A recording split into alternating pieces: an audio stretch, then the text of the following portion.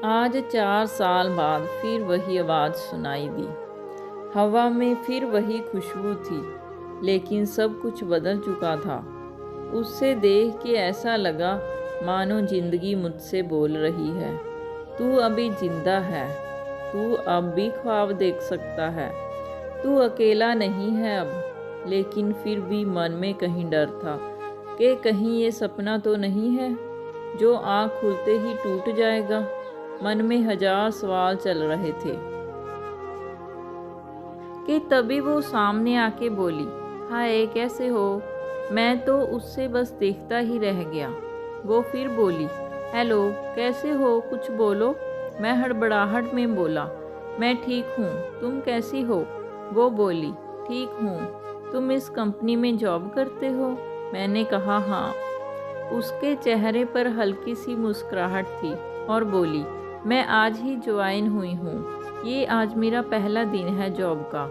ये सुनकर मानो मेरे अंदर कहीं खुशी की लहर चल पड़ी, लेकिन मैं उससे वो खुशी बांट नहीं सकता था। मैं आज 4 साल बाद उससे मिला था। वो मेरी पहली मोहब्बत थी। हम दोनों साथ में बहुत खुश थे, लेकिन फिर एक दिन आया जब वो मुझसे जुदा हो गई। आखिरकार गलती भी मेरी ही थी। असल में वो मुझे छोड़कर नहीं गई थी, मैंने ही कुछ गलत कर दिया था उसके साथ। मैं ही बहक गया था किसी और के लिए। और लेकिन वो कहते हैं ना, प्यार अगर सच्चा हो तो बुरे से बुरे इंसान को बदल देता है। ऐसा ही कुछ हुआ मेरे साथ। मैं संध्या को भूल के भी नहीं भूल पाया था, और फिर आज 4 साल बाद वो मेरे सामने है। क्या बोलूं उससे, मैं किस मुंह से बात करूं, कुछ समझ नहीं आ रहा था मुझे।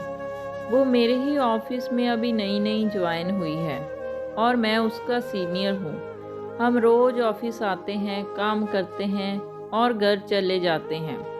1 महीना हो गया था, लेकिन संध्या ने मुझसे एक बार भी हमारी बीती हुई ज़िंदगी के बारे में बात नहीं की। कभी भी ना ही वो मुझसे पूछी कि मैं अब उसी के साथ हूँ या ब्रेकअप हो गया है मेरा।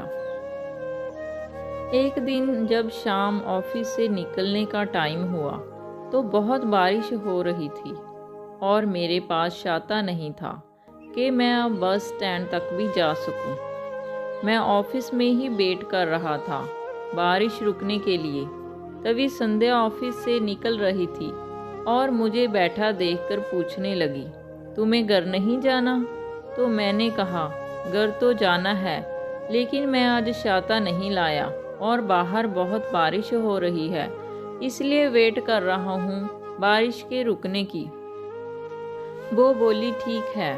फिर थोड़ा रुक के बोली, मेरे पास छाता है, चाहो तो मैं तुम्हें बस स्टैंड तक छोड़ सकती हूँ। मैंने बिना कोई सोच विचार किए हाँ कह दिया और जल्दी से सब सामान रख के उसके साथ ऑफिस से निकला। बारिश इतनी तेज थी कि हम दोनों भीग गए थे बस स्टैंड आते आते, और बारिश की वजह से बस भी काफ़ी लेट थी। हम दोनों के बीच शांति थी, ना मैं कुछ बात कर पा रहा था और ना वो कुछ बोल रही थी। फिर मैंने हिम्मत जुटा के पूछा कि क्या तुम्हारी शादी हो गई। वो हंस पड़ी और बोली, नहीं। ये सुनकर मेरे दिल को जो खुशी हुई मैं उससे बता भी नहीं सकता था। फिर कुछ देर बाद वो मुझसे पूछी, तुम्हारी हो गई। मैंने कहा, नहीं।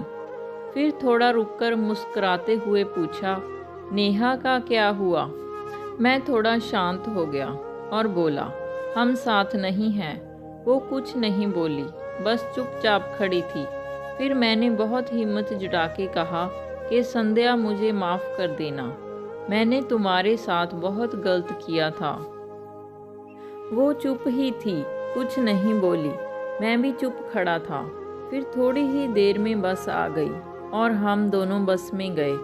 अगले दिन जब मैंने ऑफिस में संध्या को देखा तो मुझे उससे पूछना था, क्या सोचा उसने, मुझे माफ़ किया कि नहीं, कैसे बात करूं उससे। यही सोच रहा था कि वो मेरे कैबिन में मुझे एक फ़ाइल देने आई। मैंने बिना कुछ सोचे उसे बोल दिया कि ऑफिस के बाद साथ में चलना, मुझे कुछ बात करनी है। वो बोली, क्या?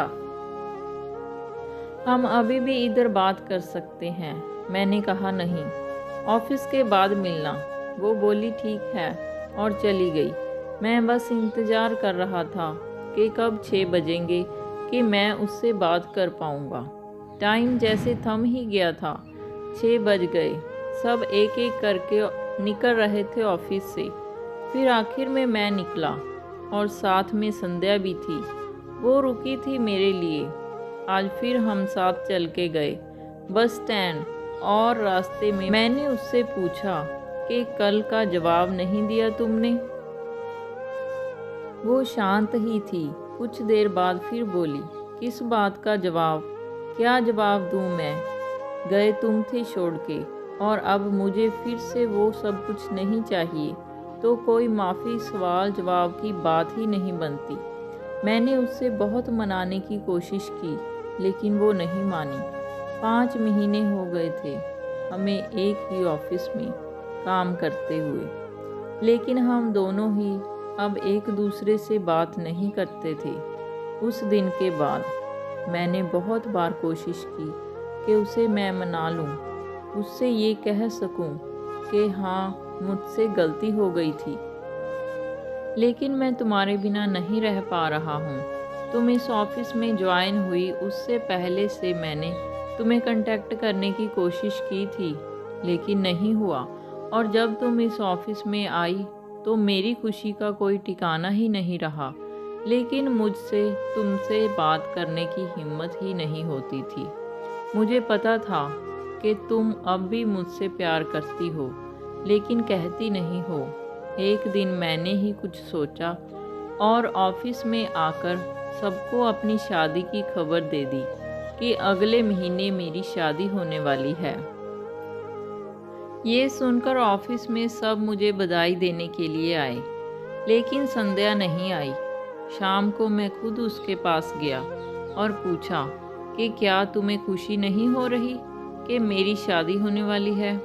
वो बोली, क्यों नहीं, मैं बहुत खुश हूँ कि तुम शादी करने जा रहे हो और एक नए जीवन की शुरुआत करने जा रहे हो। फिर मैंने पूछा कि तुम मुझे बधाई देने क्यों नहीं आई जब सब लोग आए थे ऑफिस के? तो बोली, मुझे बहुत काम था, मैं बिज़ी थी। मैंने कहा, ठीक है, और मैं वहाँ से चला गया। 2 दिन बाद रात को उसका मैसेज आया कि क्या तुम सच में शादी कर रहे हो अगले महीने? मैंने कहा, हाँ। अगले दिन वो ऑफिस ही नहीं आई थी। मैं सोच में पड़ गया कि क्या हो गया, वो आई क्यों नहीं। फिर मैंने अपने कलीग को कहा कि संध्या को फ़ोन करके पूछो कि वो ऑफिस क्यों नहीं आई। उसने फ़ोन किया तो पता चला कि उससे बहुत तेज़ बुखार है और वो घर पर अकेली है। मैं तभी ऑफिस से निकल गया उसके घर जाने के लिए। रास्ते में मैंने फ़ोन करके उसके घर का पता पूछा और जितनी जल्दी हो सके वहाँ पहुँचा। वहाँ जाकर देखा तो वो अकेले थी और उससे बहुत ठंड लग रही थी। कंबल में सोई थी। मैं जल्दी से उसे उठा के अस्पताल लेकर गया। शाम तक उसका बुखार ठीक हुआ तो डॉक्टर ने उससे मिलने की इजाज़त दी। मैं उसके पास बैठा था, वो सो रही थी। मैंने उसका हाथ अपने हाथ में लिया, फिर धीरे से उसकी आँख खुली। वो मुझे ही बस देखे जा रही थी। मैंने धीरे से बोला कि नहीं है मेरी शादी, अगले महीने मैं शादी नहीं कर रहा हूँ। ये सुनते ही वो रोने लगी। मेरे भी आँख में आंसू आ गए। मैंने उससे गले लगा लिया और हम दोनों एक दूसरे को पकड़कर बहुत रोए। फिर हम वहाँ से घर गए और हमेशा एक दूसरे के साथ रहने का प्रॉमिस किया। वो कहते हैं ना, अगर किसी चीज़ को शिद्दत से चाहो तो पूरी कायनात तुम्हें उससे मिलाने में लग जाती है। तो दोस्तों, आपको ये कहानी कैसी लगी हमें कमेंट बॉक्स में ज़रूर बताना और हमारे चैनल को लाइक शेयर एंड सब्सक्राइब करना ना भूलना। मिलते हैं अगली वीडियो में। Take care, bye bye.